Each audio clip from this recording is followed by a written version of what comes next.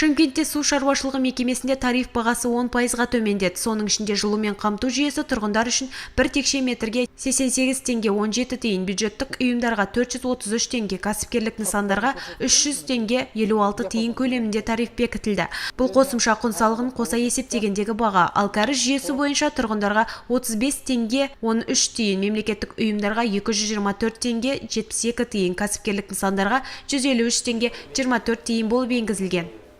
Қандай шығындардан тұрады дейтін болсақ, ол жалпы түсіп жатқан қаржының 67%-ы бұл салықтар, негізгі тозығы жеткен құралдарды орнына қайтадан келтіру, және мұны алған несиеміздің негізгі қарызын қайтару, және де күрделі құрылысқа бағытталған.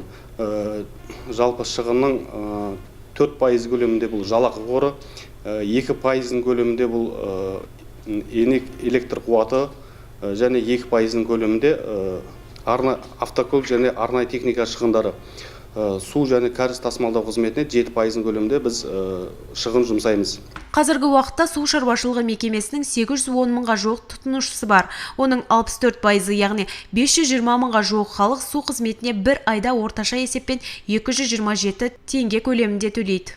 Коммуналдық салалардағы талдау жасадық. Осы талдаудың көрсеткіші электроэнергияға бір адам айына орташа есеппен 500-600 теңге көлемінде төлейді. Ал өздеріңіз күнделікті пайдаланып жүрген байланыс қызметіне кемі 1700-2000 теңге көлемінде төлейсіздер. Ал көгілдір отын жылумен қоса алған кезде 2-3 мың теңге көлемінде төленеді. Ал енді біздегі осы пайдаланып жатқан таза ауыз суды литрмен шағатын болсақ, 1 литрына біздің суға 9 тиын төленеді. Ал дүкендердегі бір шөлмек судың құны 150 теңге. Яғни 1700 есе артық біздің осы таза судың құнынан.